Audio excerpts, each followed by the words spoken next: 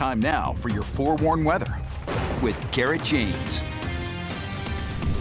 Welcome back, everybody. Time to say hello to meteorologist Garrett James in St. George for us. How you doing, Garrett?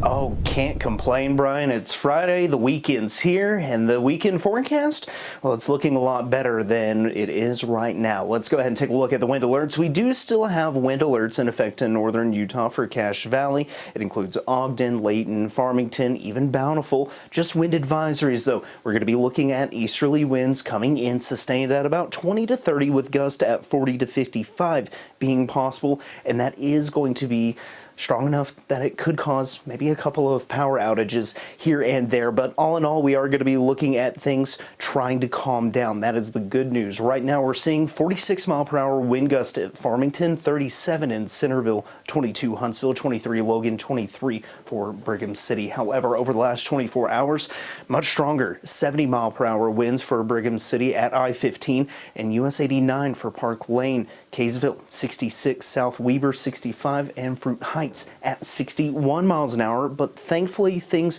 should be pretty much below that for the northern Wasatch Front over the next 24 hours. We can see that by about, say 3 o'clock tomorrow afternoon, it could peak maybe at about 50 to 60 mile per hour once again. But that's not the only thing that we're tracking. Southern Utah still tracking the winter storm warning. That will be expiring at 6 o'clock on Saturday. Central and southern Utah, 1 to 2 feet of snow going to be possible, with isolated areas of 3 feet being possible.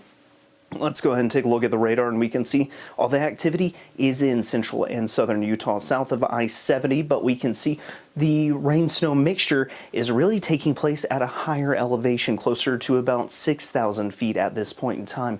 But we will see travel impacts through Sunday morning, especially around the Garfield County area. But the long-range futurecast does show that this precipitation, it's going to continue as that low pressure, it's just to our south. So we're seeing that moisture wrapping around the center of that low pressure system. That's why it's moving to the north and the northwest as it's following around the center of that low pressure. But we can see by 9 o'clock Saturday morning, most of the precipitation is trying to taper off, but still isolated by the afternoon and evening hours. And then eventually by Sunday, things do try and clear up, but we'll still be looking at the ever so isolated chance here and there. We can see by 5 o'clock Sunday evening, maybe a little snow shower around the Beaver and Richfield areas, but I anticipate that most of this should be clearing up by Monday until we see our next system next week. But we take a look at temperatures right now, mainly in the 40s and 30s, a few 50s mixed in here and there. We can see it for Green River,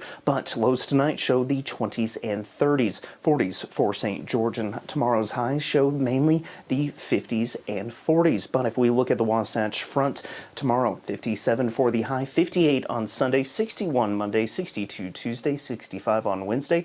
Isolated shower chances return Thursday and Friday. St. George, on the other hand, isolated rain tomorrow, trying to dry out Sunday, but temperatures in the 70s by Tuesday, and I cannot wait.